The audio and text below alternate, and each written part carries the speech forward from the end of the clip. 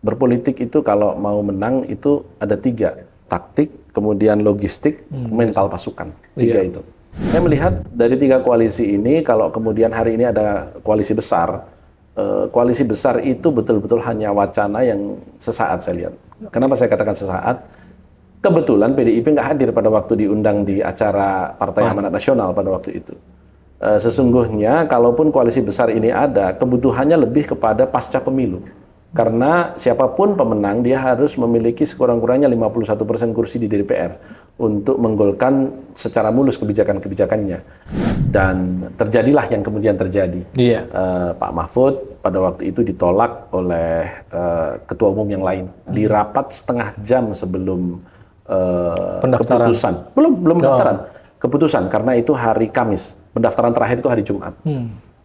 Hari Kamis, kita di pelataran Menteng pada waktu itu jam 4 sore, setengah jam sebelum itu tiba-tiba Pak Mensesnek menelpon saya minta supaya ke istana dulu. Di istana ada rapat dan di situ ada Pak Jokowi, ada Pak Surya Paloh, Pak Erlangga, Caimin dan terakhir saya.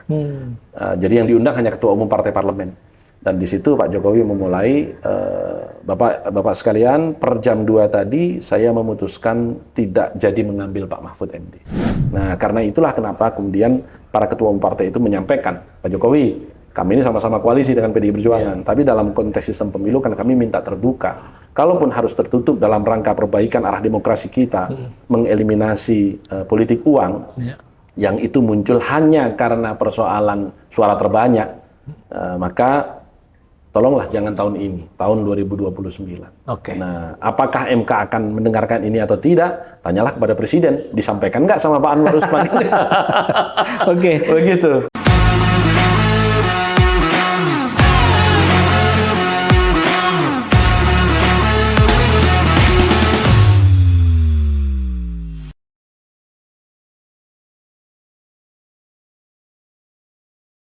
Assalamualaikum warahmatullahi wabarakatuh.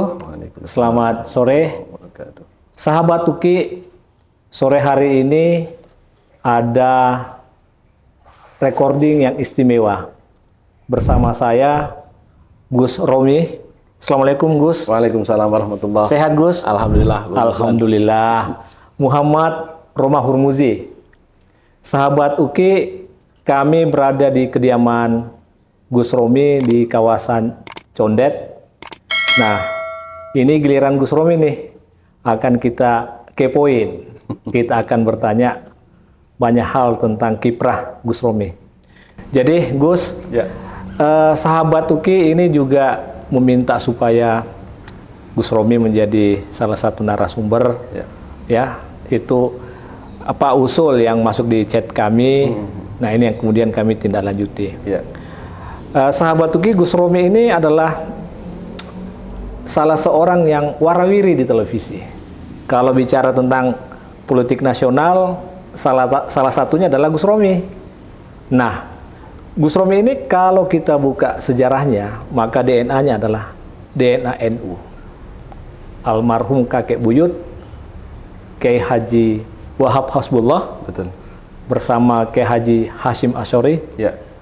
Melahirkan Nahdlatul Ulama. Kemudian kakek Gus Romi ini menjadi Menteri Agama, Kiai Haji Wahab. Kemudian seterusnya sampai generasi Gus Romi. Jadi DNA-nya DNA NU banget ini, Gus. Betul. Menjadi santri kan Gus? Betul. Sampai tamat kuliah, santri. Sampai tamat kuliah, alhamdulillah. Ini santri total atau santri kalong nih? Istilahnya santri kalong. Karena saya waktu itu kalau di rumah, saya besar di Jogja dari mulai TK sampai dengan SMA, sampai dengan SD yang mengajar langsung ayahanda. Karena di rumah memang ada pesantren. Sampai saat ini juga masih berjalan. Di Jogja, Gus? Di Jogja. Kemudian setelah ayah saya wafat pada waktu saya kelas 6 SD, yang mengajar saya adalah yang belakangan menjadi kakak ipar saya hari ini yang memegang pesantren warisan dari ayahanda. Sampai dengan SMA. Tetapi ya itu tadi, karena saya sekolahnya sekolah umum, jadi ya tidak menginap begitu, apalagi pesantrennya di rumah memang begitu. Kemudian waktu kuliah saya melanjutkan ke pesantren Miftahul Khair dan waktu itu kiainya adalah Kiai Jalaluddin Suyuti di daerah Cisitu, Bandung. Kemudian saya juga melanjutkan ke pesantren Al-Falah pada waktu itu ke Ustadz Ahmad.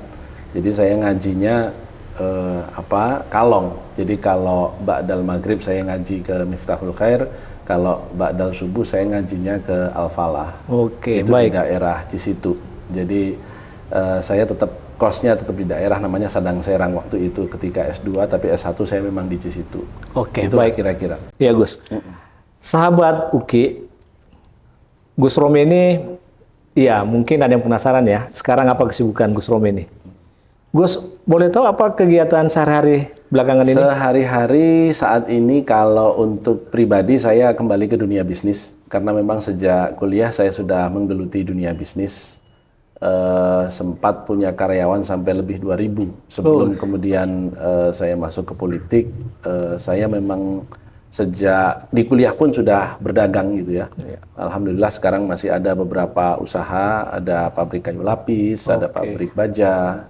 Kemudian juga ada usaha di sektor konstruksi, developer, ada beberapa ya yang tersebar di Jawa Tengah, di Jogja maupun di seputar Jakarta. Itu sehari-hari. Tetapi kalau untuk kegiatan sektor publik, hari ini saya masih menjadi Ketua Majelis Pertimbangan Partai Persatuan Pembangunan sejak bulan Desember kemarin. Karena ketika saya kembali ke dunia bisnis, semula saya pernah diminta oleh Ketua Umum P3 Pak Soeharto menjadi fungsionaris partai lagi. Saat itu saya masih menolak memang karena saya ingin mengkonsolidir kembali bisnis yang saya tinggalkan. Karena Bung Ruslan, rupanya bisnis dan politik ini tidak bisa disatukan begitu saja. Saya bertemu dengan beberapa senior yang memang berhasil memadukan antara bisnis dan politik. Tapi juga tidak sedikit yang ketika ditinggal ke politik, apalagi kalau total di politik, itu bisnisnya turun. Saya pernah bercakap dengan misalnya Pak Khairul Tanjung. Pak Khairul Tanjung mengatakan beliau masuk ke Menko Perekonomian hanya 8 bulan, itu omset Carrefour pada waktu itu turun 17%. Jadi memang butuh atensi penuh sebenarnya dunia bisnis. Nah sekarang memang saya dibandingkan dengan posisi sebelumnya sebagai ketua umum di partai meskipun tidak secara full timer begitu sebagai ketua majelis pertimbangan, karena hakikatnya ketua majelis pertimbangan itu kan pengarah ya. Jadi eksekusinya ada di pengurus harian ya, dan ini yang sekarang saya jalankan. Jadi antara bisnis dan politik hari ini lebih berjalan seimbang dibanding sebelumnya yang total dunia bisnis ini saya serahkan ke pengurus-pengurus yang profesional, staf-staf saya. Nah sekarang saya mulai turun tangan lagi sendiri. Baik Gus. Sahabat UKI, kalau kita buka lembar kurikulum Fitema Pak Gus Romi ini, maka seperti saya bilang tadi ya, dari keluarga NU. Gus, apakah ini memang Gus Romi meneruskan kiprah orang tua sebagai sebuah perintah, atau memang karena DNA-nya DNA pergerakan, kemudian inisiatif atau apa, Gus, sehingga tetap berada pada track di pergerakan dan kalau boleh menggunakan bahasa ya, mungkin yang paling tepat air cucuran atap jatuhnya ke pelimbahan juga. Jadi sebenarnya ketika saya masuk ke dunia bisnis di awal saya lulus, saya menambang batu bara pada waktu itu di Batu Licin di Kalimantan. Saat itu masih Kabupaten Kota Baru, belum menjadi tanah bumbu seperti sekarang. Itu saya betul-betul tidak ingin menjadi politisi karena terlalu banyak politisi di keluarga saya. Jadi di samping tadi kakek sudah disebutkan pernah menjadi Menteri Agama, setelah itu ibunda saya menjadi anggota DPR dari tahun 82 Bung Ruslan sampai tahun 2004. Jadi memang sangat lama. Kemudian kakak kandung saya 2 orang juga menjadi anggota DPR mulai dari tingkat kabupaten, terakhir DPR RI juga. Senayan juga. Jadi dalam satu kandung kami ini ada 3 yang DPR akhirnya. Nah waktu itu masa 2 orang kakak kandung saya sudah menjadi anggota DPR, saya jadi anggota DPR lagi. Jadi saya mencoba lari sebenarnya dari politik. Tapi ya itulah, dunia pergerakan memang bagian dari kehidupan keluarga kami. Kalau di NU ada organisasi yang menjadi awal warga NU itu belajar organisasi, namanya Ikatan Pelajar NU, IPNU, dan Ikatan Pelajar Putri NU. IPPNU. Nah, pendiri IPNU ini ayahanda saya, almarhum Kiai Tolhah Mansur. Kemudian pendiri IPPNU itu almarhumah ibunda saya, Ibunda Hajah Umrah Mahfudzoh. Jadi memang dari awal saya nggak bisa lepas dari itu. Maka ketika di Bandung pun saya kuliah pada waktu itu aktif di IPNU IPPNU. Kemudian mendirikan komisariat Pergerakan Mahasiswa Islam Indonesia di ITB pada waktu itu. Kemudian setelah itu saya full di dunia bisnis. Tetapi ketika tahun 99 sampai dengan 2002 saya menambang batu bara di Kalimantan Selatan itu rugi. Jadi dalam keuntungan yang sekian tahun, di akhir itu kemudian bangkrut kita. Pulanglah ke Jakarta, kemudian saya bergerak ke dunia properti, menjadi developer, yang sampai saat ini masih terus berjalan. Tapi kemudian ibunda saya pada waktu itu mengatakan, kamu harus masuk DPR. Begitu. Perintah. Jadi itu perintah begitu. Dan kebetulan pada saat tahun 2002 itu ada muktamar P3 di Hotel Sahid Jakarta. Disitulah pertama kali Pak Surya Dharma Ali, kebetulan beliau juga ini kebetulan semua, maka saya katakan teman karib dari almarhum kakak saya yang pertama, almarhum Pak Fajrul Falah, yang pernah menjadi anggota Komisi Hukum Nasional, meminta, sudah Romi menjadi tenaga ahli. Jadi masuklah saya di DPR pertama kali sebagai TA. TA Pak Surya Dharma. Dari TA Komisi 5 pada waktu itu. Jadi ketuanya adalah Pak Surya Dharma. Nah, itulah saya kemudian di situ membidangi koperasi dan perdagangan. Nah, 2004 saya diminta untuk mendampingi Pak Surya menjadi staf khusus di Kementerian Koperasi. Jadi umur 30 saat itu saya sudah eselon 1. Eselon 1B karena staf khusus itu eselonnya 1B. Itu pertama kali ada posisi staf khusus zaman kabinet Pak SBY. Karena menteri kan harus bawa orang dekatnya semua begitu kan. Saya pada waktu itu tidak mau, Bung Ruslan. Kenapa? Karena Pak Surya pada waktu itu mengajak saya masuk ke koperasi. Saya bilang saya tidak mengerti koperasi. Kan kemarin saya tenaga ahli bidang perdagangan internasional. Masih ke koperasi gitu. Dan saya pada waktu itu mendapat beasiswa di Chevening. Jadi Chevening Scholarship itu dari British Council. Itu salah satu beasiswa yang sangat bergengsi. Berarti ke Inggris dong? Setahun S2 itu se-Indonesia hanya 16 orang.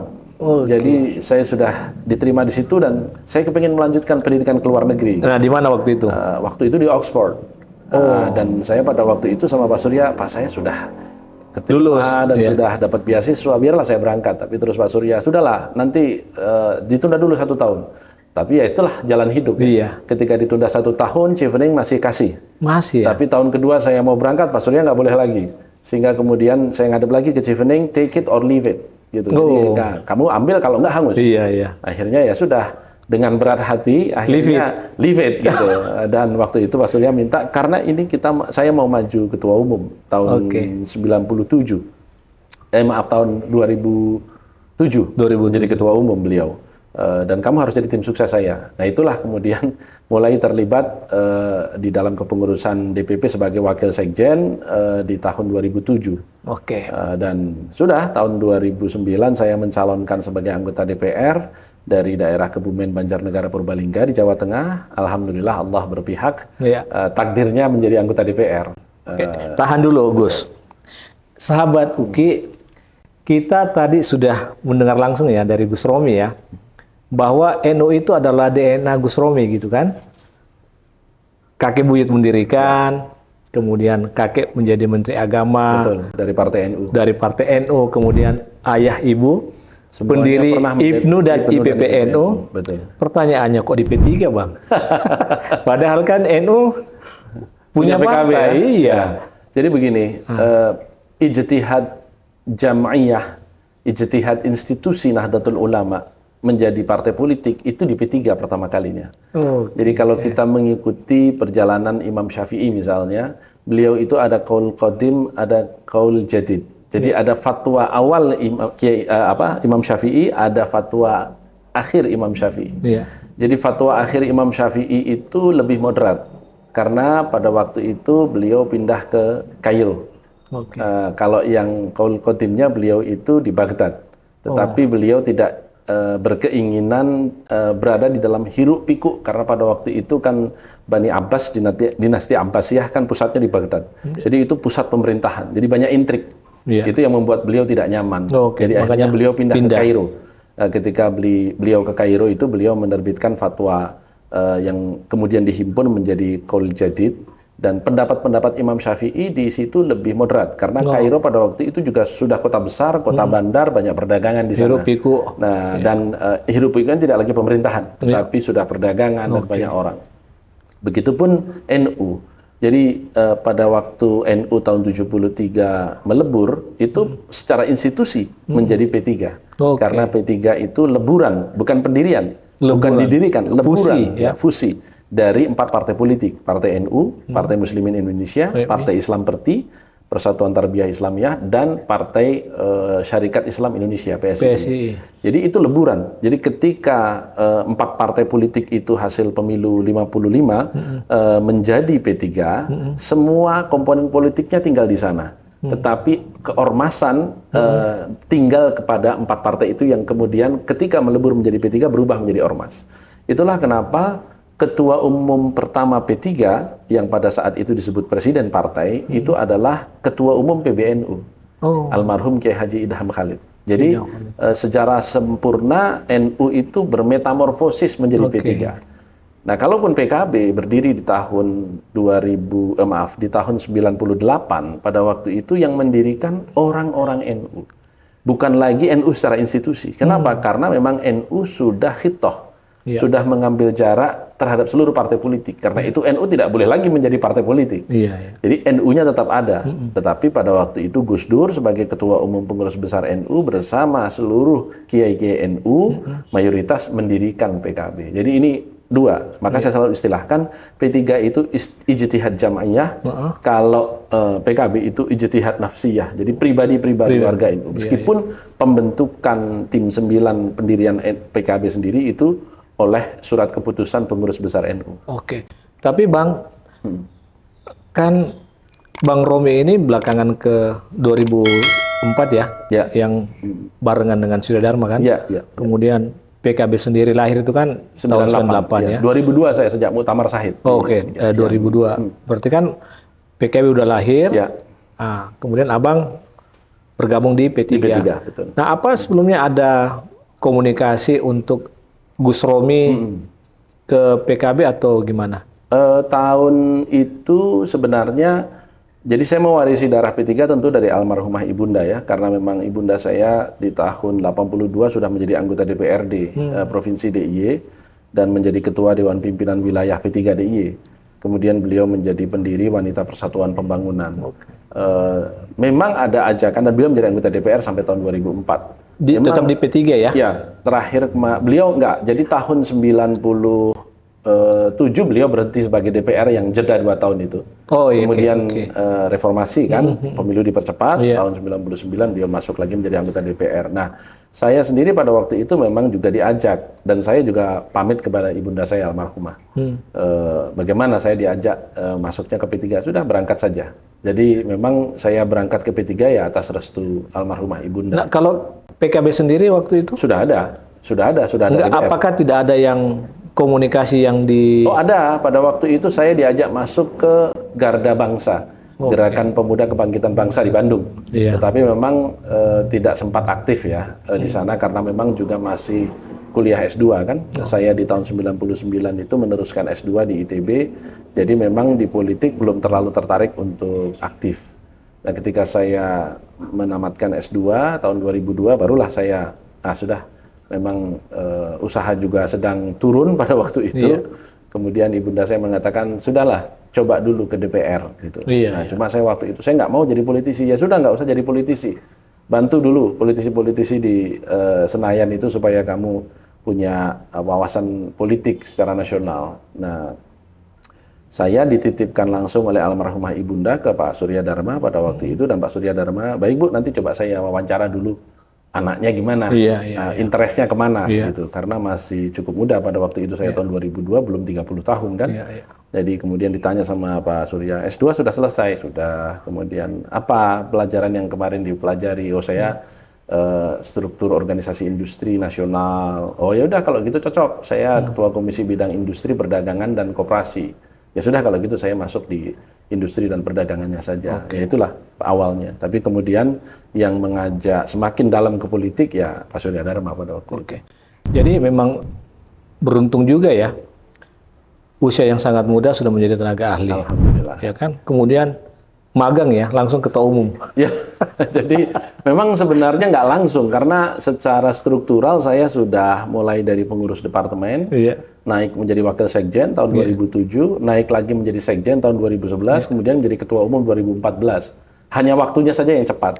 Tapi sebenarnya kalau dari sisi struktural terukur karirnya, karena memang itulah sebenarnya jenjang karir gitu. Jadi mulai dari ketua departemen, kemudian masuk menjadi wakil sekjen itu unsur pengurus harian tapi yang paling rendah gitu. Naik menjadi sekretaris jenderal, kemudian naik menjadi ketua umum. Gitu. Iya, di luar seperti itu kan semua orang tahu lah bahwa Gus Romi ini kan ya DNA-nya 24 karat ini kan. Jadi apa termasuk nyaris tidak ada gejolak ya ketika Gus Romi menjadi ketua umum ya. Alhamdulillah. Smooth ya karena semua orang tahu siapa yang dipersiapkan menjadi pengganti Surya Dharma ya kan. Terus Gus selama 3 tahun ya Gus Romi ini menjadi ketua umum ya. Nah, gimana ini menjalankan roda sebenarnya kalau dihitung dari waktu dari 2014 sampai 19, jadi 5 tahun. 5 tahun. Ya, 5 tahun menjadi ketua umum. Hanya memang karena waktu itu sempat ada dualisme kepemimpinan di P3, jadi saya menjadi ketua umum itu di 2 muktamar. Muktamar 2014 dan muktamar 2016. Jadi 2 kali. Iya, Jan Farid ya? Iya, bersama Jan Farid yang 2014, tapi yang 2016 akhirnya diaklamasikan oleh rekan-rekan semuanya dan menjadi ketua umum sampai 2019.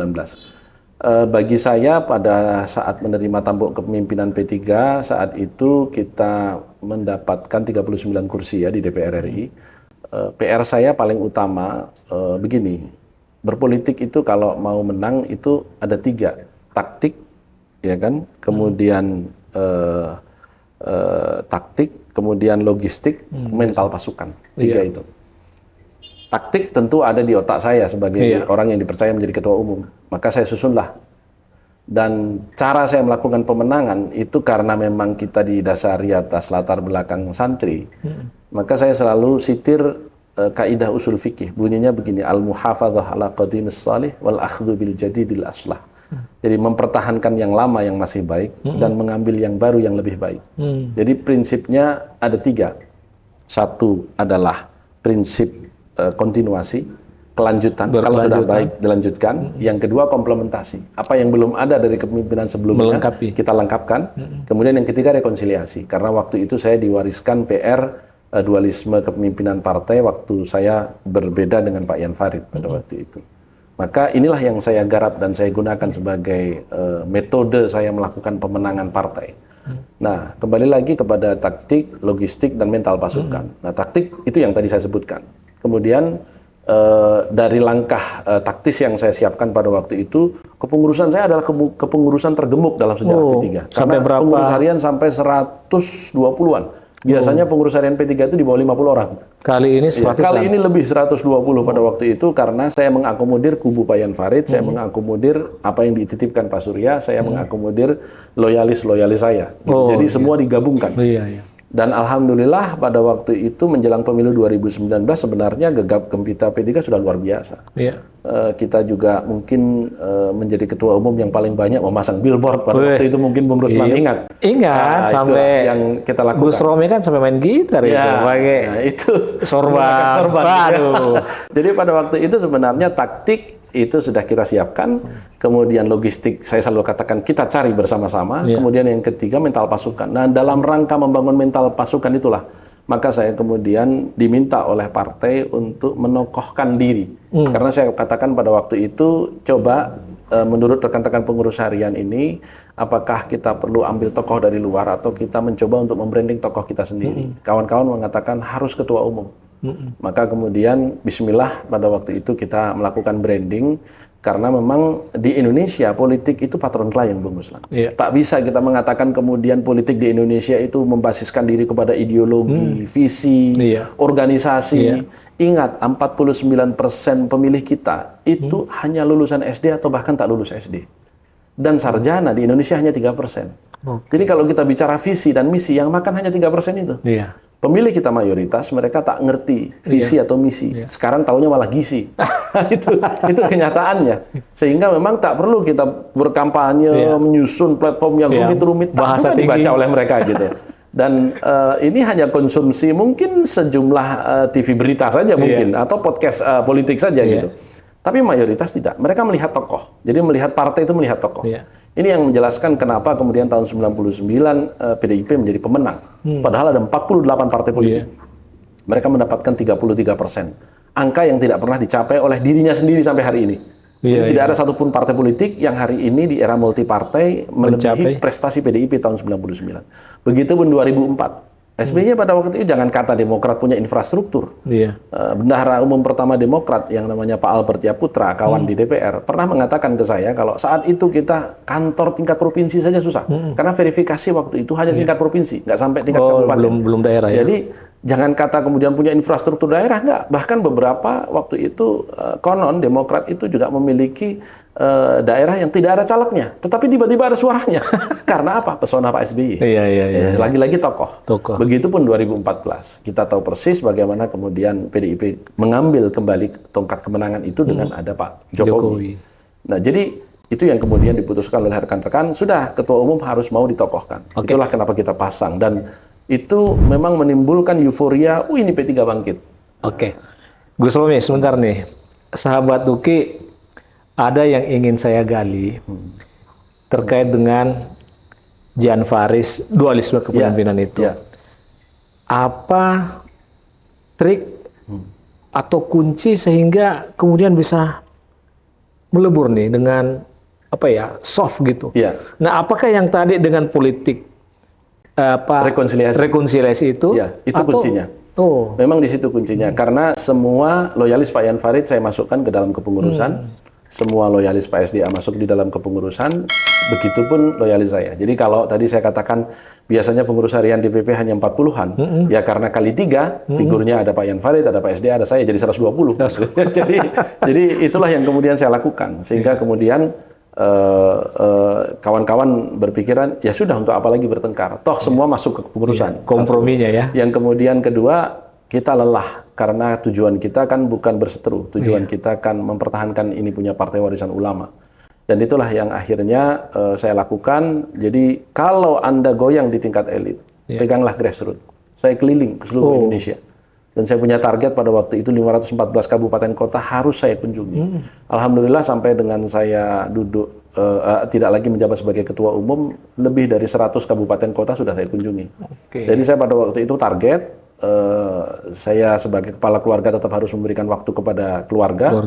Tetapi di hari Senin sampai dengan hari Jumat saya keliling Indonesia. Tapi hari Sabtu dan Minggu saya di rumah. Kalaupun harus didiskon, untuk keluarga yang didiskon hari Sabtunya. Jadi Minggu saya biasa di rumah, tapi Senin sampai Sabtu saya keliling Indonesia dan saya absen. Apa yang mana yang pernah saya kunjungi tidak saya kunjungi lagi. Jadi saya mendatangi semua kabupaten kota itu untuk membuktikan bahwa ketua umum hadir dan menyapa langsung seluruh kader-kadernya. Karena itulah yang menjadi dasar supaya mental pasukan itu bangun. Karena kalau kita berbicara di dalam Al-Quran itu ada kalimat begini, iyyakum minkum 'ishruna sabiruna yaghlibu mi'atain. Kalau di antara kamu sekalian ada 20 orang yang sabar, itu akan mengalahkan 200 orang yang tidak sabar. Nah, saya mencoba untuk membangun kualitas 20 orang yang sabar tadi di P3 supaya kita mengalahkan jumlah yang lebih besar, karena jumlah kita kecil pada waktu itu. Dan inilah yang euforianya kemudian kawan-kawan semuanya luar biasa pada waktu itu. Yakin bahwa P3 akan naik. Gus Romi, saya sapa dulu nih sahabat Uki.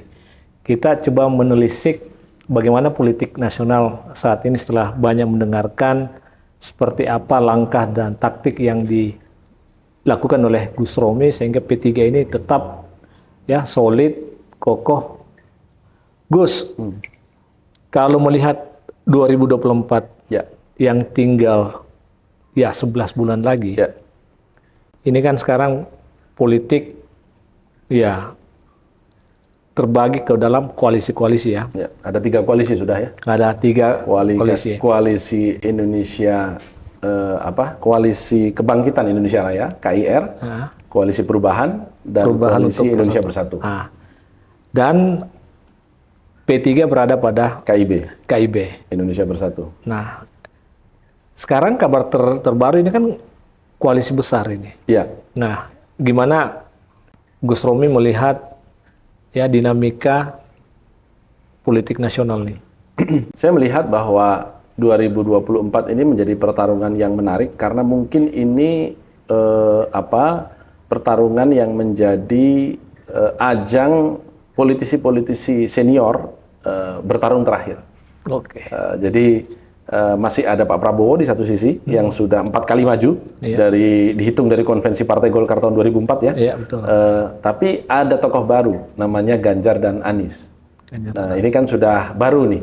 Meskipun mereka stok lama, tetapi maksud saya menjadi petarung presiden di tingkat nasional kan baru ya. Nah, saya melihat dari 3 koalisi ini kalau kemudian hari ini ada koalisi besar, koalisi besar itu betul-betul hanya wacana yang sesaat saya lihat. Kenapa saya katakan sesaat? Kebetulan PDIP nggak hadir pada waktu diundang di acara Partai Amanat Nasional pada waktu itu. Sesungguhnya kalaupun koalisi besar ini ada, kebutuhannya lebih kepada pasca pemilu. Karena siapapun pemenang, dia harus memiliki sekurang-kurangnya 51% kursi di DPR untuk menggolkan secara mulus kebijakan-kebijakannya. Orang selalu mengatakan kan Indonesia bukan parlementer. Ya, kalau itu kan cuma istilah. Prakteknya kan meskipun kita kabinet presidensial, tetap butuh anggaran dari DPR yang 51% dukungannya untuk segala macam bentuk kebijakan pemerintah begitu. Sehingga koalisi besar ini sebenarnya lebih dibutuhkan pasca pemilu. Kalaupun hari ini muncul wacana koalisi besar, itu sebenarnya luapan sesaat untuk mencoba merekonsiliasi semua perbedaan yang muncul. Tetapi saya kurang sepakat terhadap istilah koalisi besar dalam konteks memperhadapkan antara pro pemerintah atau koalisi pemerintah yang ada sekarang melawan oposisi yang mungkin diwakili oleh Pak Anies. Karena kalau itu yang kemudian dikembangkan di dalam kontestasi besok, maka bangsa ini akan tetap terbelah. Kalaupun besok istilahnya bukan lagi kadrun versus cebong, mungkin ada istilah baru. Entah apa itu. Karena kan dulu istilahnya bukan kadrun juga. Apa namanya dulu pertama itu, saya lupa. Tapi yang pasti itu yang membuat bangsa ini tertatih-tatih karena energinya sebahagian besar dicurahkan di sektor publik untuk pertengkaran, untuk pertikaian. Dan persoalan kita itu bukan di situ. Persoalan kita itu adalah bagaimana rakyat miskin kita yang masih jumlahnya puluhan juta ini harus kita angkat derajatnya. Bagaimana Indonesia sebagai negara dengan penduduk Islam terbesar di dunia ini menjadi lead di dalam kelompok negara G20. Karena hari ini di 20 negara dengan ekonomi terbesar, perwakilan dunia Islam hanya 3. Arab Saudi, Indonesia, dan Turki. Nah, artinya kalau kita berbicara konteks politik ketuhanan ya, bahwa umat Islam adalah umat yang terbaik, sementara umat terbesar di Indonesia adalah umat Islam. Untuk menjadi yang terbaik ya salah satunya performa ekonominya baik. Nah, performa ekonomi baik ini harus dikejar dengan persatuan. Baru kita bisa membangun. Nah, jadi persatuan pembangunan kan begitu. Masuk ini bareng. Oke, tapi Gus, ya realitas juga masyarakat menilai kan bahwa koalisi besar ini memang ya terdiri atas partai-partai yang menyokong Jokowi. Betul. Ya minus. Betul. Nasdem ya. Iya. Ya, sebenarnya insinuasi soal itu lebih muncul di media, Bung Ruslan. Karena dari hasil pertemuan kemarin memang hanya dihadiri ketua umum, tapi kan sebagai ketua majelis pertimbangan saya berkomunikasi intensif dengan ketua umum P3 Pak Mardiono. Dan menurut penyampaian beliau tidak ada pembahasan tentang koalisi. Yang ada justru pembicaraan tentang sistem pemilu terbuka versus tertutup. Jadi koalisi itu dan istilah koalisi besar itu muncul pada saat jumpa pers begitu. Jadi kalau berbicara koalisi besar hari ini membayangkannya memang jujur masih jauh karena pertama pergerakan ke arah sana yang diwujudkan dalam bentuk penandatanganan deklarasi koalisi juga tidak ada. Artinya tidak ada tuh tidak ada kemudian ketua umum memerintahkan coba siapkan atau menugaskan seseorang di DPP menjadi PIC, nggak ada. Beda dengan ketika dulu KIB terbentuk oleh Pak Soeharto misalnya dengan Pak Erlangga dan Pak Zul. Beda juga misalnya dengan Caimin dengan Pak Prabowo. Itu kan konkret gitu.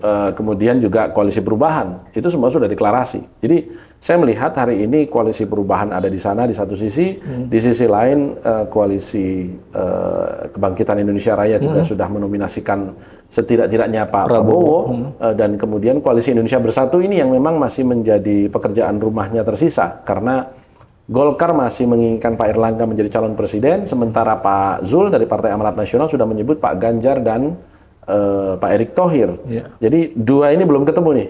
P3 belum selesai karena kami masih melakukan serap aspirasi dengan melaksanakan musyawarah kerja wilayah yang sampai dengan sebelum bulan puasa sudah 19 Dewan Pimpinan Wilayah. Meskipun sejak jauh hari sebelumnya nama Sandiaga Uno salah satu memang yang muncul karena di 19 musyawarah kerja wilayah yang digelar 19 DPW itu 16 mengusulkan Pak Ganjar, 2 mengusulkan Pak Anies, dan 1 mengusulkan Pak Sandiaga Uno. Kebetulan yang terakhir, percis sebelum puasa. Dan ya kawan-kawan DPW Gorontalo wajar mengusulkan Pak Sandi karena ada darah Gorontalo di Pak Sandi. Jadi kata Gus Romi, koalisi besar itu mah pasca pemilu ya? Pasca pemilu. Berarti nggak ada dong koalisi besar ini untuk saya masih Pilpres sulit membayangkan untuk Pilpres besok itu terwujud koalisi besar. Karena di satu sisi kita harus melihat kalau koalisi besar siapa capres dan cawapresnya. Nah itu kita berbicara capres dan cawapres ini dengan pemilihan langsung pasti mendasarkan pada survei. Karena memang itu ilmu ilmiah. Kalau nggak mau pemilu pakai pemilu survei aja, kira-kira begitu. Bisa dikatakan begitulah gitu ya. Nah hari ini 3 nama teratas Pak Ganjar, Pak Prabowo dan Pak Anies. Pak Ganjar dan Pak Prabowo kadang menang Ganjar, kadang menang Prabowo begitu. Salib menyalip ya. Salib menyalip begitu. Jadi hari ini pastilah PDI Perjuangan sebagai pemenang pemilu tidak mau melepas kemungkinan untuk menjadi wapres, maunya capres. Pak Prabowo juga mengatakan saya sudah 4 kali maju, masa kali kelima pun saya tak maju begitu. Kereta terakhir kira-kira begitu. Seperti judul film kan biarkan kereta itu lewat kan repot juga itu terjadi. Jadi kereta senja nih. Iya, ini harus dapat kan. Jadi masih sama-sama menginginkan jadi capres. Itu yang saya katakan sulit untuk membayangkan koalisi besar terwujud menggabungkan Pak Ganjar dan Pak Prabowo. Yang kedua, tradisi politik kepemimpinan nasional kita sejak zaman Bung Karno itu memang dibangun di atas 2 landasan, nasionalisme dan religiusitas. Orang boleh menolak, tidak berarti yang religius tidak nasionalis. Oh, religius juga nasionalis, tetapi ini warna yang tercermin dari sila-sila di dalam Pancasila. Sila pertama kita sila ketuhanan. Itulah kenapa sosok religius seperti Kiai Ma'ruf itu ada zaman berzaman. Ketika Bung Karno memilih Bung Hatta dengan kesadaran bahwa meskipun Bung Hatta lulusan Belanda, tetapi ayahandanya adalah mursyid Thariqah. Nah, ketika kemudian kita lihat kalau Pak Harto jangan kita gunakan sebagai model karena waktu itu politik memang represif. Mau beliau lah kira-kira begitu. Sehingga kita berhitung dengan politik pasca 99. Kita lihat di tahun 99 Gus Dur mewakili sosok religius dari Nahdlatul Ulama, wakilnya Bu Mega. Ketika Bu Mega naik, wakilnya adalah Pak Hamzahas dari P3. Jadi memang selalu kombinasi nasionalis religius ini adalah kalau orang Jawa bilang patok bangkrong, itu sudah pola yang harus kita terima untuk menjaga kesatuan dan persatuan bangsa ini. Begitupun ketika pemilu 2004, ada 5 pasang pada waktu itu. Semuanya pasangan nasionalis religius atau religius nasionalis. Kita lihat pada waktu itu Bu Mega menggandeng Pak Hashim Muzadi, Ketua Umum Pengurus Besar NU. Ini nasionalis religius. Waktu itu Pak Wiranto yang lolos konvensi Golkar sebagai sosok nasionalis menggandeng Gus Solah, adik Gus Dur. Itu juga salah satu Ketua Pengurus Besar NU. Kemudian Pak SBY pada waktu itu menggandeng Pak JK. Pak JK adalah Presidium Kahmi dan juga Mustasyar Pengurus Besar NU. Jadi ini lagi-lagi nasionalis religius. Kemudian Pak Amin Rais merupakan sosok religius mewakili Muhammadiyah pada waktu itu atau mantan Ketua Umum Muhammadiyah menggandeng Pak Siswono Yudohusodo. Beliau adalah sosok nasionalis karena dedengkot GMNI. Kemudian terakhir Pak Hamzah. Nah, beliau menggandeng Pak Agung Gumelar yang TNI. Jadi selalu itu tidak pernah terlepas. 99, 2004, kemudian 2009 PSBY gandeng Pak JK.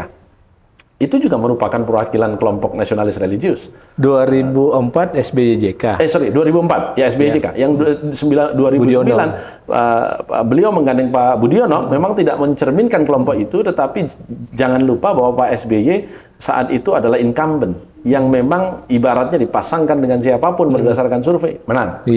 Kemudian yang kedua, saya pada waktu itu mengatakan ketika menjelang pemilihan Pak Jokowi 2019, beliau kan selalu menanyakan siapa sosok wapres yang mau diusulkan P3 gitu. Saya mengatakan pada waktu itu syaratnya 5. Nah, salah satunya adalah religius. Kenapa harus religius, Mas? Karena negara ini dibangun di atas pilar nasionalitas dan religiusitas. Kalau Bapak keluar dari pakem itu, saya khawatir ada masalah.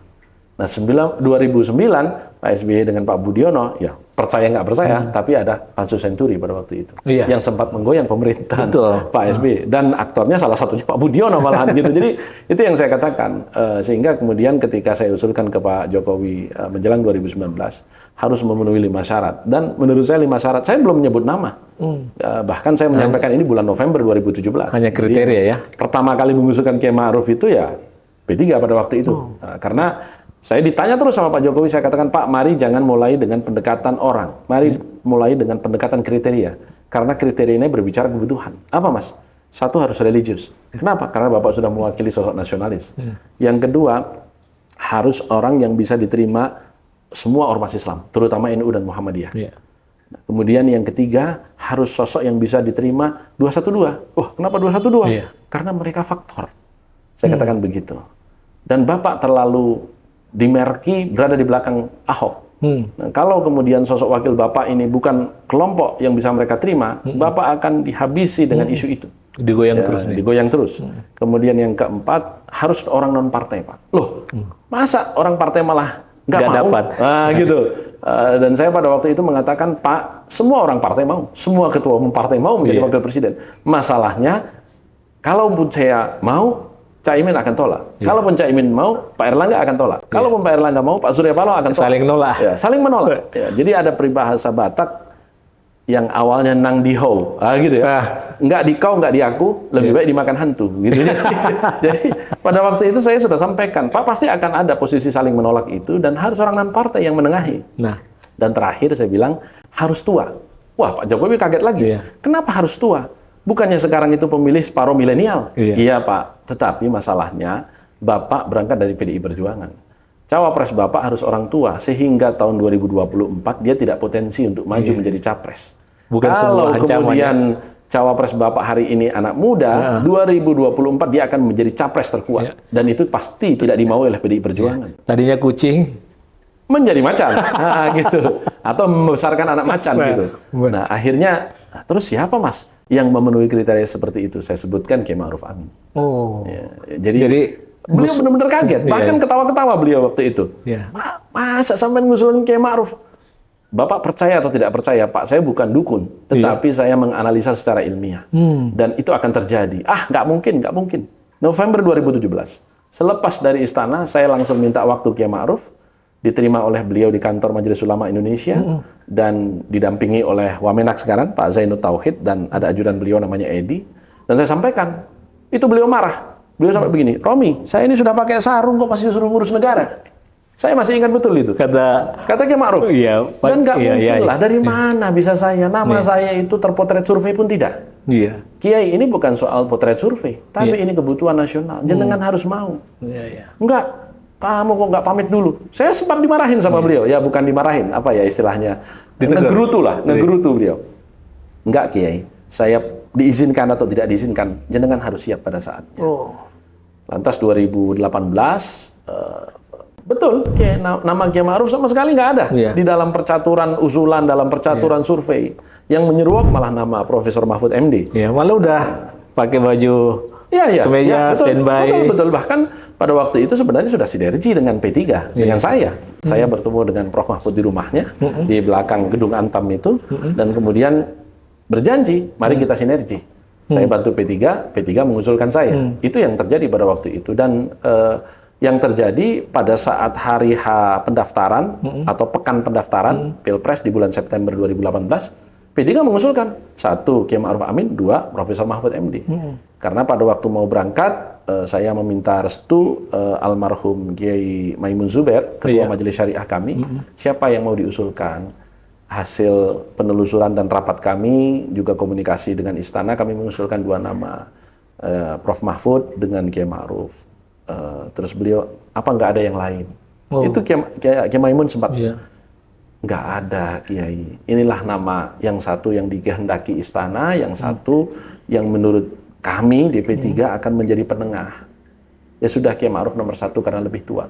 Itu yang pada waktu itu dipesankan. Maka kemudian Kiai Ma'ruf kita taruh di nomor urut 1, nomor 2 adalah Prof. Mahfud MD. Saya ingat hari Selasa saya menyampaikan surat itu, di pekan pendaftaran dari Senin sampai Jumat itu, saya didampingi oleh Pak Lukman Saifuddin, waktu itu Menteri Agama dan Ketua Majelis Pakar P3, dan Suharso Mono Arfa, waktu itu adalah Ketua Majelis Pertimbangan Partai dan anggota One Team Press. Ini usulan resmi P3. Oke, kalau begitu. Dan terjadilah yang kemudian terjadi. Iya. Pak Mahfud pada waktu itu ditolak oleh ketua umum yang lain. Oleh Pak Surya Paloh, oleh Caimin, oleh Pak Erlangga, di rapat setengah jam sebelum Pendaftaran. keputusan. Belum pendaftaran. Keputusan, karena itu hari Kamis. Pendaftaran terakhir itu hari Jumat. Hari Kamis, kita di pelataran Menteng pada waktu itu, jam 4 sore, setengah jam sebelum itu tiba-tiba Pak Mensesnek menelpon saya, minta supaya ke istana dulu. Di istana ada rapat, dan di situ ada Pak Jokowi, ada Pak Surya Paloh, Pak Erlangga, Caimin, dan terakhir saya.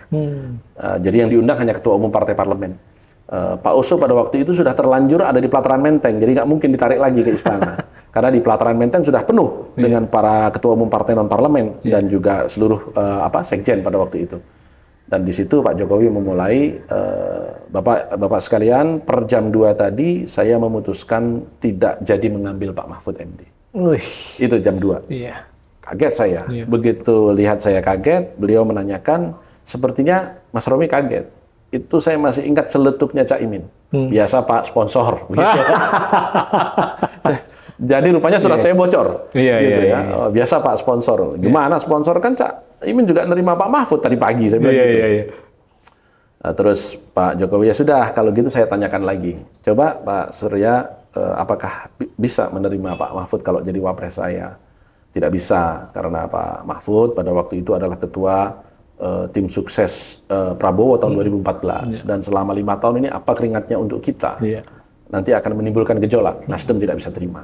Kemudian Pak Erlangga, bagaimana Golkar bisa terima? Tak bisa, karena Pak Mahfud ini yang mengusulkan pembubaran Golkar tahun 98. Oh, statementnya. Jadi kalau kemudian Pak Mahfud tetap dicalonkan, senior-senior kami keberatan. Bisa jadi Golkar tidak bersama Pak Jokowi.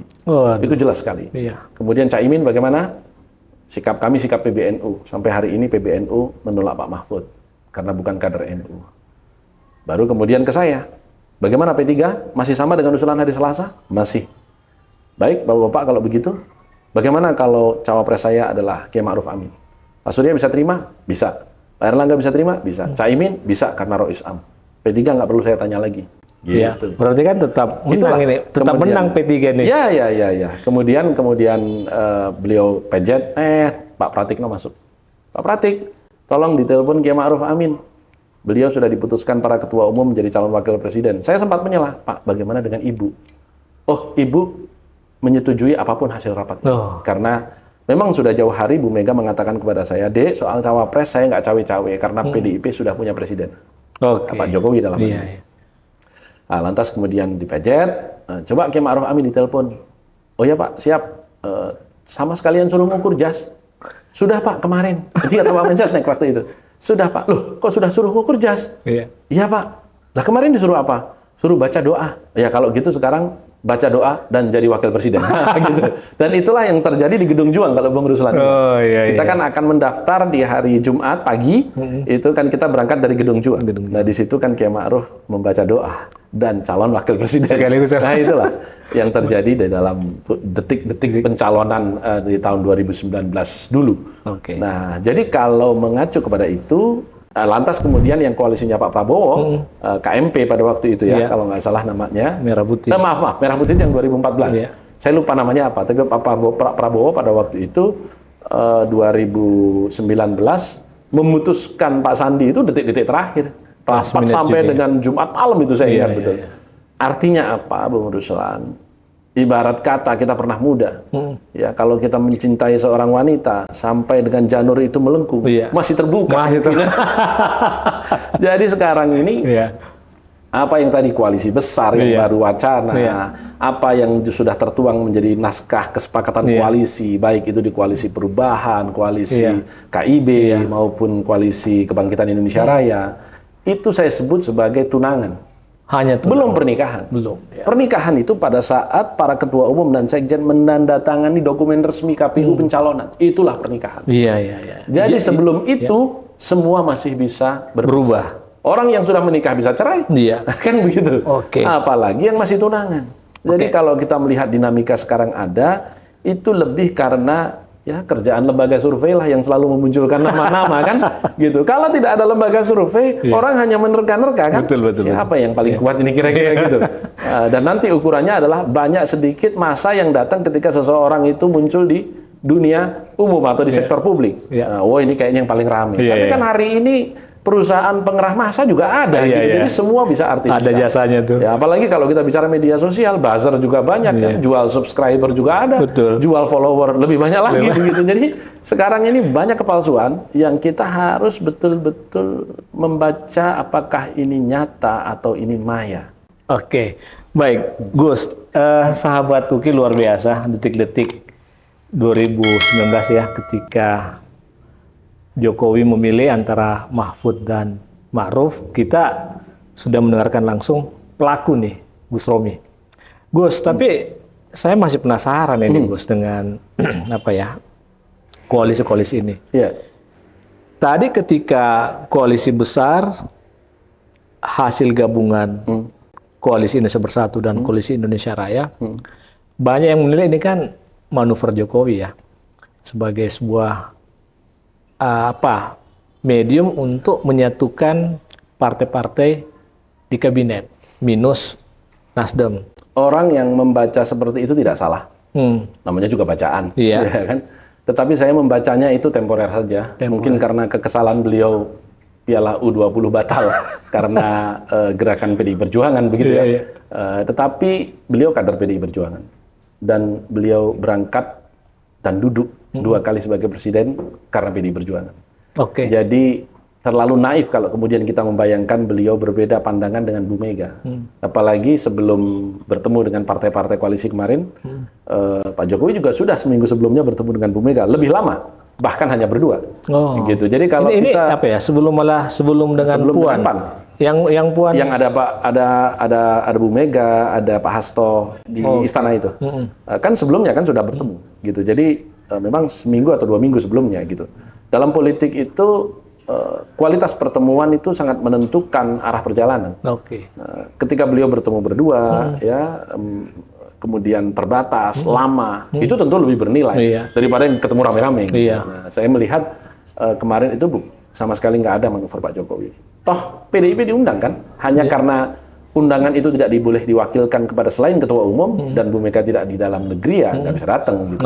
Jadi kalau kemudian dikatakan ini manuver Pak Jokowi, lawang PDIP aja diundang kok. Kalau itu manuver Pak Jokowi, PDIP nggak diundang dong. Yang jelas tidak diundang kan Nasdem, Demokrat dan PKS begitu. Jadi saya sama sekali tidak melihat ini manuver Pak Jokowi. Jadi, ini kebetulan saja. Apa arti dari pertemuan itu? Pertemuan itu lebih membahas tentang permintaan partai-partai koalisi yang kebetulan berbeda dalam konteks dengan PDI Perjuangan soal sistem pemilu terbuka tertutup. Pertanyaannya kan kemudian kenapa mintanya ke presiden? Ya karena presiden kakak iparnya ketua Mahkamah Konstitusi. Jadi kita sudah jangan bicara lagi hubungan ketatanegaraan. Di luar hubungan ketatanegaraan kan ada hubungan persaudaraan, ada hubungan kekeluargaan begitu. Jadi ketika kemudian para ketua umum itu menyampaikan kepada presiden, tentu bukan dalam konteks presiden bisa mempengaruhi MK, karena secara konstitusi tidak boleh ada pengaruh.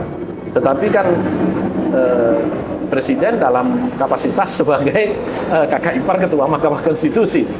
Karenanya di dalam pertemuan itu ada kalimat presiden, Bapak-bapak ketua umum, saya soal ini bahkan belum pernah ketemu dengan adik saya. Gitu. Beliau menyampaikan itu. Artinya kan memang dalam kapasitas sebagai kakak kan, bukan sebagai presiden gitu. Tapi terlepas daripada itu, Bung Ruslan, presiden itu di Indonesia karena kabinet presidensial adalah seorang super opinion leader. Apapun pendapatnya dalam banyak survei terpotret, yang ikut apa kata Pak Jokowi itu 16% dari responden. Kalau itu dianggap mewakili rakyat Indonesia, bukan jumlah yang sedikit. Nah, karena itulah kenapa kemudian para ketua umum partai itu menyampaikan, Pak Jokowi, kami ini sama-sama koalisi dengan PDI Perjuangan, tapi dalam konteks sistem pemilu kan kami minta terbuka. Kalaupun harus tertutup dalam rangka perbaikan arah demokrasi kita, mengeliminasi politik uang, yang itu muncul hanya karena persoalan suara terbanyak, maka tolonglah jangan tahun ini, tahun 2029. Oke. Nah, apakah MK akan mendengarkan ini atau tidak? Tanyalah kepada Presiden. Disampaikan nggak sama Pak Anwar Usman? Oke. Begitu. Oke, Gus. Bila demikian berarti konfigurasi Pilpres menurut saya ke depan akan seperti survei. Ada Pak Ganjar diusulkan PDI Perjuangan dan anggota koalisinya kita tidak tahu nanti. Bisa jadi P3 di situ, begitu ya. Atau mungkin partai lain juga ada di situ, begitu. Kemudian ada Pak Prabowo dengan koalisinya, dan kemudian ada Pak Anies dengan koalisinya. Kalau Pak Anies sudah mensyaratkan wakilnya dari latar belakang NU. Oke. Dan itu yang sedang diupayakan, karena Bu Khofifah sebagai salah satu petinggi di Nahdlatul Ulama, beliau ketua Muslimat NU, organisasi Islam terbesar di Indonesia, dan Suara Jawa Timur juga ada di Bu Khofifah. Saya tahu persis sampai dengan 1-2 hari yang lalu upaya untuk mengajak Bu Khofifah masih dilakukan oleh Pak Surya Paloh dan kawan-kawan, gitu ya. Di sisi lain Pak Prabowo juga lingkungannya mengatakan bahwa dari 4 kali majunya Pak Prabowo, kalau dihitung dari kegagalan di konvensi Golkar tahun 2004, yang belum pernah dilakukan adalah menggandeng tokoh NU. Dan itu yang harus dilakukan. Karena kalau kita mengacu kepada Orde Lama, PSI nggak pernah berkoalisi dengan NU. Kan ayahanda beliau kan tokoh PSI ya. Bukan PSI yang sekarang, ini PSI yang ideologis, yang Partai Sosialis Indonesia. Ya, Pak Mitro pada waktu itu selalu berkoalisinya dengan Masyumi. Dan selalu kalah kan dengan PNI plus NU gitu. Nah, itu yang akan dicoba eksperimen itu saya lihat. Boleh percaya boleh tidak, apakah masih relevan politik aliran? Kenyataannya begitu. Ini soal pertemanan, Bu. Jadi siapa akrab dengan siapa gitu ya. Nah, sehingga baik Pak Prabowo butuh tokoh NU, Pak Anies butuh tokoh NU. Nah, Pak Ganjar saya lihat juga butuh sosok religius sama. Nah, ini yang sedang akan menurut saya bertarung ke depan adalah cawapres. Kalau capres dalam kacamata saya selesai sudah. Tidak akan bergeser dari akan bergeser dari 3 nama itu. Pak Ganjar, Pak Prabowo, dan Pak Anies. Kalaupun bertambah, saya memprediksi Pak Erlangga. Kenapa? Karena Pak Erlangga membutuhkan maju. Tidak membutuhkan harus menang kalau melihat kacamata survei. Orang Golkar boleh marah. Kok Anda mendahului pemilu? Nah, kan survei digunakan. Kalau mendasarkan kepada survei, sulit membayangkan Pak Erlangga menang. Tetapi beliau butuh maju untuk menjaga marwah partai. Dan buat saya hormat dengan keputusan itu. Kalaupun harus dilakukan. Begitupun Caimin. Jadi saya membayangkan Erlangga Caimin ini akan terwujud menjadi poros yang keempat. Ya, poros yang keempat. Dan itu pernah akan dilakukan dulu tahun 2019. Ketika tadi saya katakan kedua tokoh ini menolak Pak Mahfud pada waktu itu, sempat beliau pada saat itu melakukan dalam tanda petik manuver, kalau memang tetap Pak Mahfud yang diambil Pak Jokowi, kami akan keluar dan maju sendiri. Berarti Gus, KIB akan bubar ini. Seperti itu. Gimana? KIB akan bubar ini. Kalau KIB kan tadi saya katakan hari ini pun posisinya agak sulit karena KIB di Partai Golkar harus Pak Erlangga calonnya, dan di Pak Zul Ganjar Erik. Ini kan sudah nggak ketemu. Kecuali kalau Erlangga Erik itu masih ketemu, gitu. Atau Erlangga Erik, Erlangga Erik atau Ganjar Erlangga misalnya bisa ketemu kan. Tapi kan wacana itu di KIB tidak muncul. Posisi P3? Posisi P3 seperti yang saya katakan tadi, kita sampai dengan bulan puasa, kita jeda dulu, musyawarah kerja wilayah, serap aspirasi sudah di 19 Dewan Pimpinan Wilayah. Selepas puasa, kita laksanakan lagi di sisa yang ada, 15 DPW. Nanti kita lihat aspirasi mereka seperti apa. Tetapi saya katakan selalu bahwa P3 targetnya adalah menjadi pemegang saham seri A Pilpres 2024.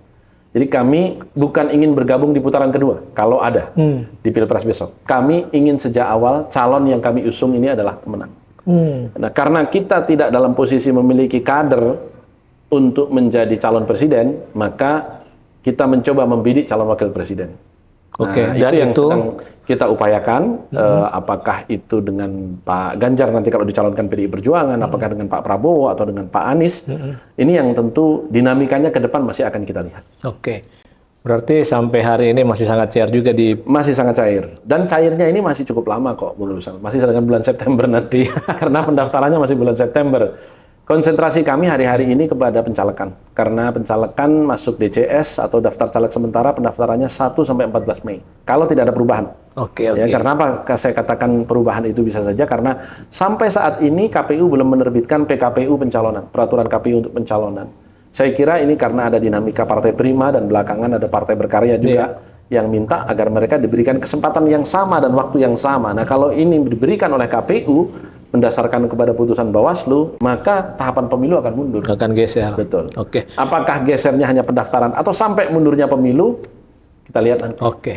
Tunggu PKPU ya. Ya. Oke. Sahabat UKI, sudah banyak hal yang kita peroleh dari paparan Gus Romi. Tapi saya masih penasaran juga nih dan mewakili netizen ya, mewakili sahabat UKI ya. Gus, ini kemudian P3 bakal kedatangan tokoh nih. Ya, di media sudah sangat santer 2 nama. Ya. Sandiaga Uno dan Boy Rafli. Ya. Nah, gimana tuh, Gus? Dalam rangka menaikkan suara partai, kami butuh vote getter. Dan vote getter itu hari ini lebih mudah pantauannya karena ada netizen. Jadi kami berterima kasih kepada netizen Indonesia yang sudah memunculkan nama-nama yang memang dari sekian banyak nama itu kita cari yang warna religiusitasnya sama dengan warna P3.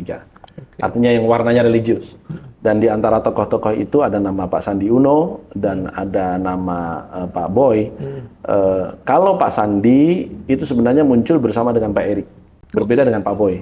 Karena kalau Pak Sandi dan Pak Erik ini memang secara resmi melakukan pendekatan dalam rangka maju menjadi wakil presiden. Oke. Berbeda dengan Pak Boy yang memang kita bujuk dan beliau memberi nada mau, ya kalau di skor kira-kira 60% mau, 40% belum jawab kira-kira gitu, untuk bergabung bersama P3. Jadi Pak Boy mungkin lebih ke calon anggota legislatif, kalau Pak Sandi memang sejak awal melamar kepada kita bersama Pak Erik, bersama-sama untuk menjadi calon wakil presiden. Pak Sandi tentu kita hormati masih memiliki KTA Partai Gerindra, dan tentu kita menunggu karena politik adalah asasi. Istilah saya, kita menunggu istikharah Pak Sandi karena Pak Sandi di media juga sudah menyampaikan di bulan puasa ini saya belum akan mengambil langkah politik apapun. Jadi semuanya akan menjadi lebih jelas setelah Lebaran. Setelah Lebaran. Oke. Sahabat Uki, saya akan bertanya secara umum nih tentang P3 nih. Ya. Gus, P3 kalau kita lihat survei, ya maaf nih Gus. Nggak perlu maaf, memang surveinya begitu. Nah, itu dia. Yang harus minta maaf lembaga survei, bukan Bumrus. Kenapa taruh angka kita segitu? Nah, gitu. PT-nya selalu skornya selalu di bawah PT ini. Iya. Kami tidak asing dengan survei ya. Dan tidak asing juga dengan angka-angka rendah untuk P3. Karena P3 diprediksi rendah ini sejak adanya survei tahun 2004. Oke. Jadi bukan hanya sekarang. Iya. Tapi kami tidak mau menang survei, kami mau menang pemilu. Jadi survei kita gunakan sebagai cambuk, tetapi somehow karena saya punya latar belakang engineering, saya selalu mendebat metode. Kenapa sampel Anda? Karena yang disurvei ini kan cuma 1.200 maksimumnya, paling banyak 2.000 lah. Terbanyak survei 3.000, tidak pernah lebih dari seluruh rakyat Indonesia yang 280 juta ini. Kenapa sampling Anda selalu tidak menguntungkan partai kami? Saya katakan begitu, kenapa? Karena kenyataannya P3 selalu di atas PT. Ketika kita disurvei 1,3 atau 1,9, nyatanya dulu tahun 2014 kita mendapatkan 6,5. Ketika kita disurvei 2,2, nyatanya tahun 2019 kita masih 4,5 gitu. Jadi kan saya katakan nggak adil terhadap P3. Nah, mereka hanya menjelaskan, lah kan survei kan belum pada saat pemilu. Mungkin pada saat pemilu P3 lebih giat bekerja jadi naik. Jadi nggak bisa ngelawan lembaga survei ini. Jadi selalu menang mereka. Gitu. Ya. Tapi Gus, secara internal survei secara internal P3 kami gimana? juga melakukan survei. Dan dari yang kita lakukan, angka-angka terakhir P3 semakin baik. Ada 4,3% beberapa bulan yang lalu, 3 bulan yang lalu 4,9, bahkan minggu yang lalu itu 6% dalam survei kami. Malah di atas PT ya? Di atas PT. Dan itulah yang saya katakan, ya kalau kita berbicara survei kan sebenarnya pertama tergantung siapa yang memesan. Karena kita tahu persis lembaga survei itu bukan hanya sekedar tukang potret. Mereka juga memiliki jasa tata rias. Makeup. Ya, mereka makeup artis juga kan. Jadi mereka juga melakukan public opinioning juga gitu. Jadi penggiring opini, opinion maker. Dan itu sah dalam politik, biasa saja gitu. Dan saya juga tidak mencela lembaga-lembaga survei, cara makan hidup dia dan ya begitulah begitu. Apa karena P3 kurang pendekatan dengan lembaga-lembaga survei ini dibanding lembaga survei ini lain? Kan tidak murah ya. Satu kali survei itu kan berkisar 700 juta sampai dengan 3,5 miliar untuk nasional. Jadi memang tidak murah. Nah, bagi kami daripada uang dibuang-buang untuk memotret diri sendiri dan kemudian asik sendiri ya lebih baik dipakai untuk melakukan pembinaan cabang dan anak cabang serta ranting begitu. Jadi ini yang kita pilih. Itulah kenapa kemudian dalam tanda petik lembaga survei menjadi kurang bersahabat dengan kita, ya wajar lah, karena kita juga mungkin jarang menyapa mereka. Ya, tapi sekali lagi bahwa kita terus bekerja dan kita mau menang pemilu bukan menang survei. Baik, sahabat UKI pasti ada yang penasaran nih. Saya bisa menduga di kepala sahabat UKI ini tentang kira-kira apa cita-cita Gus Romi ya. Gus, ini ke depan gimana nih? Gus Romi ini kan masih sangat muda ya. Ya, tentu perjalanan politiknya masih sangat panjang. Nah, apakah akan menjadi caleg atau nasib baik akan masuk di kabinet atau apa nih, Gus? Pertama, jangka pendek. Iya. Misi saya adalah memastikan P3 lolos PT. Satu, sebagai Ketua Majelis Pertimbangan, itulah misi utama saya. Dan yang kedua, kita kembali ke posisi sekurang-kurangnya tahun 2014 ketika kita punya 39 kursi. Itulah misi jangka pendek saya. Nah, apakah itu saya lakukan dengan menjadi anggota legislatif atau daftar sebagai caleg? Sampai hari ini saya belum putuskan, tetapi sepertinya saya memilih untuk lebih banyak memilih untuk tidak menjadi caleg. Kenapa? Karena kalau saya menjadi caleg, saya hanya akan konsentrasi di dapil saya saja. Dalam hal ini, dapil saya adalah Kebumen Banjarnegara Purbalingga di Jawa Tengah. Sementara yang perlu saya sentuh adalah nasional. Indonesia. Jadi lucu kalau saya kemudian ingin memenangkan P3 di semua tempat, tapi hari ke hari sejak pendaftaran 1 Mei besok, saya habiskan hanya di 3 kabupaten itu. Di sisi lain, kalau saya kemudian menjadi caleg tidak pernah turun, ya bagaimana berharap terpilih? Nah, itulah kenapa saya sampai hari ini lebih berat untuk tidak maju sebagai caleg. Nah, kalau soal masuk ke eksekutif, itu kan soal garis tangan. Ya, karena ada juga, seperti yang tadi saya disampaikan oleh Bung Ruslan kan, sudah pakai jas, nggak juga menjadi calon wakil presiden pada waktu itu Pak Mahfud. Itu saya tidak tahu memang pada waktu itu kalau beliau sudah sampai disuruh ngukur jas, sudah ngurus SKCK, ya, karena memang tidak ada pemberitahuan kepada kami pimpinan partai politik. Meskipun secara resmi P3 juga salah satu yang mengusulkan beliau, bahkan satu-satunya yang mengusulkan beliau ya. Dan juga ada peristiwa-peristiwa orang yang sudah pakai baju putih dan sudah datang ke istana tidak dilantik menjadi anggota kabinet gitu ya. Jadi bagi saya ke depan mengalir saja. Bagi saya hari ini kebaikan di politik di P3 adalah memastikan P3 kembali untuk tampil sebagai anggota parlemen yang memiliki jumlah banyak seperti sebelum-sebelumnya. Tadi target berapa? 39 seperti yang lalu atau? 40 sampai dengan 50 kursi target kita. 40. Berapa artinya 2 kali lipat. Dari 19 menjadi 40 lagi. Karena memang di banyak tempat P3 kurang sedikit-sedikit untuk dapat kursi. Misalnya Jateng 1, Semarang, dan sekitarnya. Kita hanya kurang 8.000 untuk bisa mendapatkan kursi. Jadi banyak yang posisi seperti itu. Tipis ya? Tipis, betul. Kemudian yang terakhir Gus, ya saya mesti bertanya juga nih Gus, dengan kasus yang pernah menimpa Gus Romi. Apa nih pelajaran penting dari kasus ini? Pelajaran penting, pertama, jangan menilai setiap kejadian, apalagi peristiwa hukum, itu sebagaimana tampak apalagi di media. Oke. Ya, karena apa yang terjadi di saya selalu mengatakan, bahkan sejak awal peristiwa itu, saya mengatakan saya dijebak. Oh. Karena apa? Karena kenyataannya yang kemudian belakangan disebut sebagai pemberi di kasus saya, yang mohon maaf hanya 50 juta, itu mengatakan di persidangan bahwa ketika ditanya oleh hakim, apakah terdakwa tahu? Tidak tahu. Apakah terdakwa minta? Tidak. Apakah pernah meminta? Tidak. Apakah pernah mengutus seseorang untuk meminta? Tidak. Jadi siapa yang menyuruh saudara untuk memberi? Tidak ada. Terus kenapa saudara memberi? Saya ingin saja. Oh. Ini. Yang kedua, saya tidak pernah menerima apapun pada waktu itu. Karena kejadiannya itu tidak seperti yang kemudian dipersepsikan media, apalagi kesannya kemudian seperti menjadi penjahat kakap dengan uang yang hanya 50 juta tadi. Karena saya ketika kemudian belakangan dijuduli sebagai OTT, itu sedang rapat dengan kawan-kawan dari UNER. Jadi saya sama sekali tidak tahu ada pemberian itu. Dan ini yang kemudian menjadi basis argumen mengapa kemudian majelis hakim mengatakan, ya bagaimana yang bersangkutan tidak tahu, tidak pernah meminta, terus siapa yang dalam argumen saya mengatakan kalau memang KPK memiliki fungsi pencegahan dan tahu akan ada orang yang memberi saya berdasarkan sadapan, kenapa Anda tidak cegah? Kenapa Anda biarkan dia memberi kepada staf saya yang juga tidak tahu, ya, tetapi kemudian saya ditangkap alasan OTT? Ini kan tidak fair. Iya. Nah, itu yang juga menjadi basis argumen sehingga kemudian majelis hakim meletakkan hukuman yang terendah hanya 1 tahun pada waktu itu. Sekiranya majelis hakim tidak melihat bahwa memang ini agak aneh peristiwanya gitu ya, pasti mereka tidak akan kemudian memberi hanya 1 tahun. Kenapa? Ya saya melihat demi hukum seharusnya bebas. Tetapi majelis hakim pada waktu itu, sebagaimana yang sudah juga membebaskan perkara korupsi itu tidak populer. Mereka tidak ingin tidak populer. Tadi ada kata menjebak tuh. Ya. Menurut Gus Romi?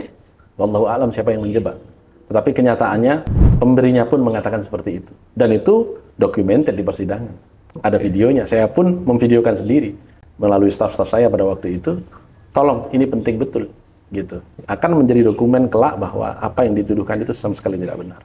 Tetapi itulah hukum. Dan bagi saya hikmahnya adalah, oh iya, saya selama 15 tahun, karena saya dari 2004, Bung Ruslan, menjadi eselon 1, menjadi pejabat, itu meninggalkan apa yang sejak saya lulus itu saya rintis, dunia usaha. Mungkin banyak aset atau banyak pabrik yang terbengkalai, sebenarnya bukan terbengkalai, artinya saya biarkan berjalan autopilot gitu. Kurang perhatian Kurang perhatian.